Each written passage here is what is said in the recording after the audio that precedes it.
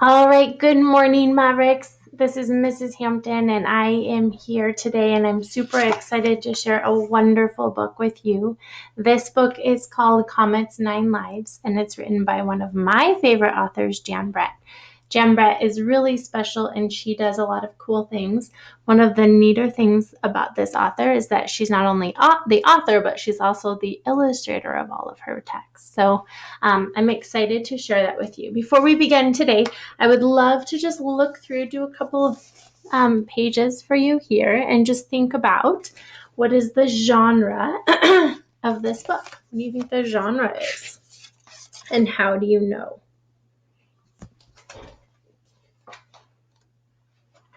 Let's skip a few pages. What do you think the genre might be of this book? All right, so this book is clearly a fantasy book, fantasy fiction. In this book, a cat is reborn after 8 deaths, and lives on a version of Nantucket Island that is populated by human-like dogs. So I'm going to let you be able to see the book today, and then we're just going to read and talk about it as we go.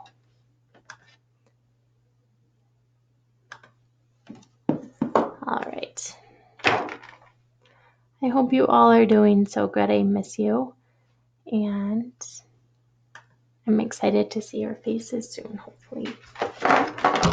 All right, so this book here today is called Comet's 9 Lives, written and illustrated by Jan Brett. Comet's 9 Lives. Comet was born 30 miles out to sea on Nantucket Island. He grew up wandering all over the island, staying a few days here and a few days there. One summer day, Comet stopped in a garden to nibble some tasty-looking foxgloves. First, they made him feel woozy, and then he fell deep into a deep sleep. Now you can see one of the cool things that Jan Brett does, right, is she creates these illustrations, and you can also tell that the work is hers because she does these side illustrations that are separate. She kind of frames. This one's done a little bit differently than many of the books that she writes, but she frames them with different text that can kind of help to foreshadow. Foreshadow means to kind of help you to make some predictions about what's going to happen later on as you continue reading. So that might be something, if you've read other of her books, you might notice some of the things that she does. When Comet woke up, he felt fine, but different. Oops. Oh, he realized he just lost the first of the 9 lives every cat has when it is born. Maybe I should find myself a home. And he trotted into a bookstore and settled down on top of a stack of bestsellers. Cat, Pilot. What do you notice about all of these characters, these people that are in this bookstore?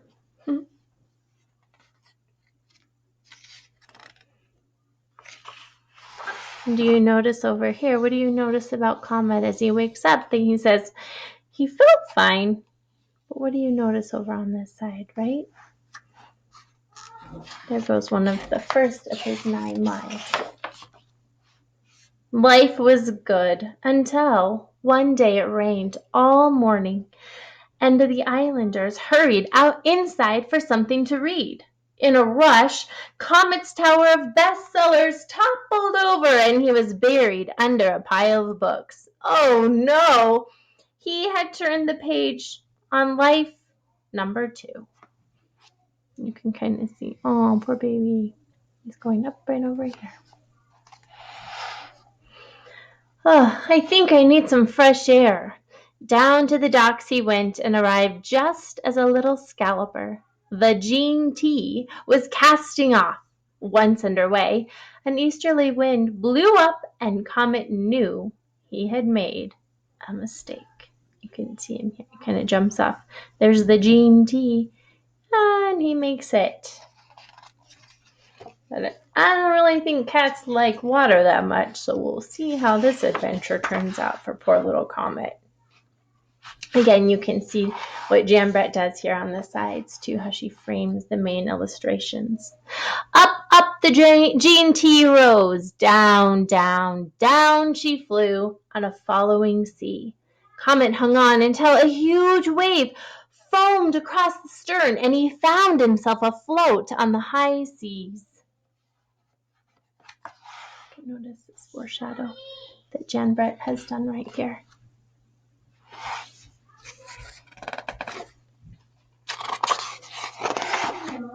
The tide carried Comet back into the harbor, but as he flicked the salt from his whiskers, life number 3 went out with the tide. Comet was still recovering on the beach when he heard music. It was the annual 4th of July concert. He climbed up a tree for a better look. Do you have any predictions about what might happen next?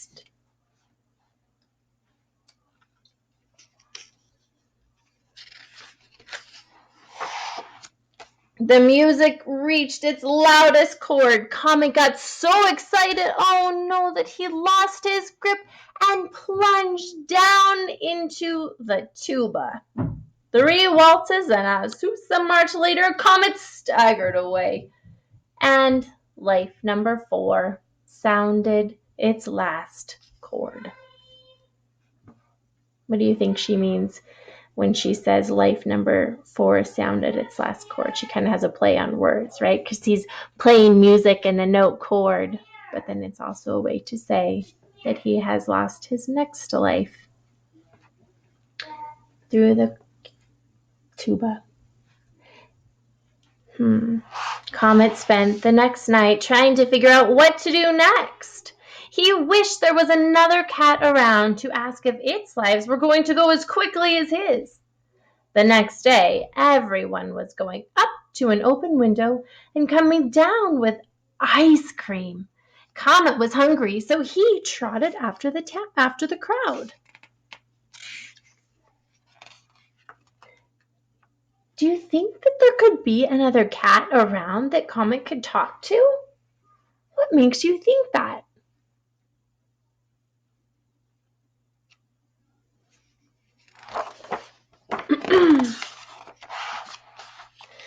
The staff at the ice cream shop gave Comet his own bowl of leftover milkshake. Yummy!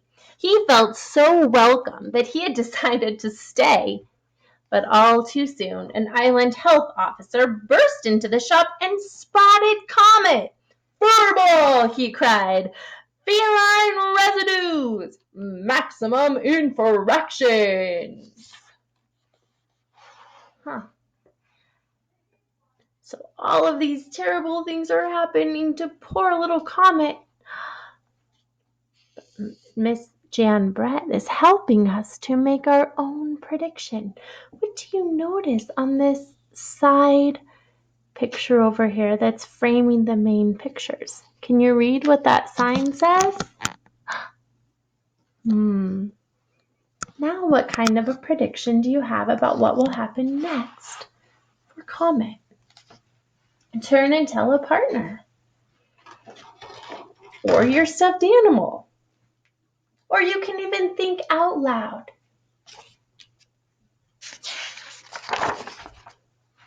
Startled Comet jumped up and fell headfirst into a strawberry shake.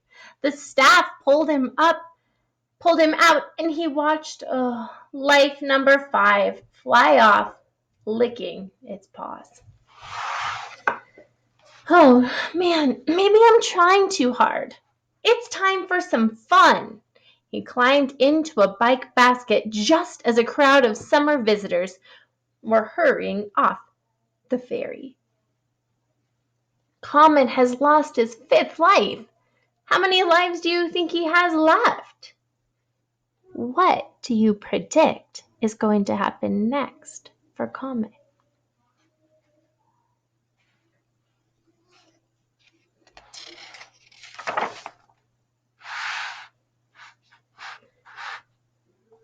It was Waffle's first time on the island. She was happy to have Comet's company, and off they went, bumpity bump, all around the island.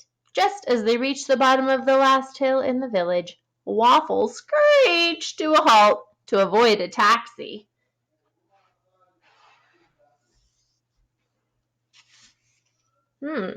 I think I see another cat. Where is it? Can you see what's happening again in this small illustration?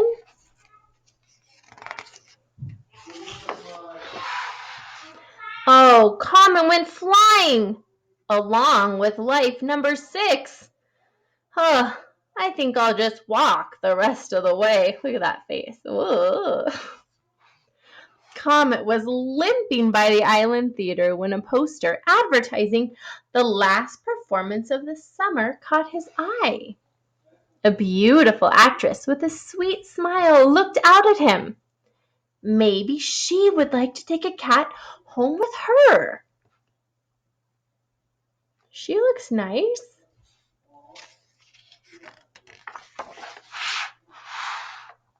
Comet pranced happily on stage and purred loudly. The actress sneezed. Achoo! Oh, there's a cat in here, she shrieked. I'm allergic to cats. She spotted Comet and hurled her sequined high heel right at him. Oh, jeez. Fortunately, Jan Brett is helping us to make a prediction that hopefully poor little Comet's story will end up happy. Comet flew through the air into the last row. The curtain had come down. Again, a nice play on words. On life number 7. Fall breezes were blowing up as the summer visitors headed for the ferry. Comet wandered alone along the beach. He could see the red beacon of the Brant Point Lighthouse in the distance. What has Comet found on the beach? Can you see? Can you see what that says?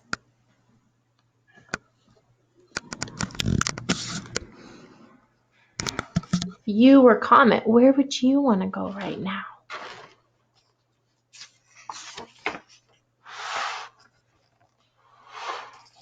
Waves crashed and pounded on the sand. The wind picked up and deck chairs and lobster pots flew by Comet.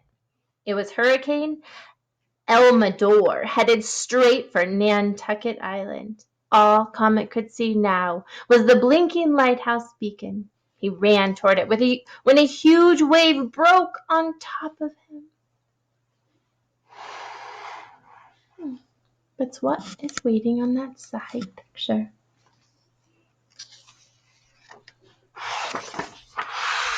The rushing surf carried Comet into an open doorway as life number 8 washed out to sea.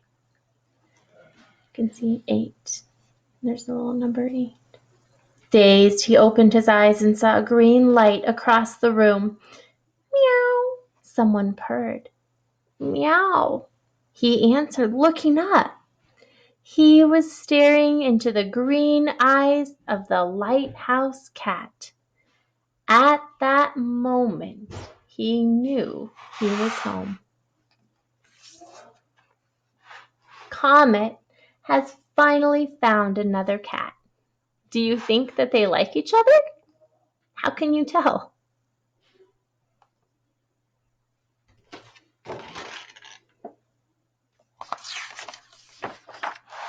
And as the fall days turned into winter, Comet knew exactly where he wanted to live for the rest of his life. What a wonderful story by Jan Brett. Hopefully you can find some more books, maybe online, maybe in the library that you have at your house, that has more books that she has written and illustrated. As you think about this story, let's think about what the author, Jan Brett, wanted you wanted the message to be to you? Why do you think she wrote this book? What message do you think that she was trying to teach her reader?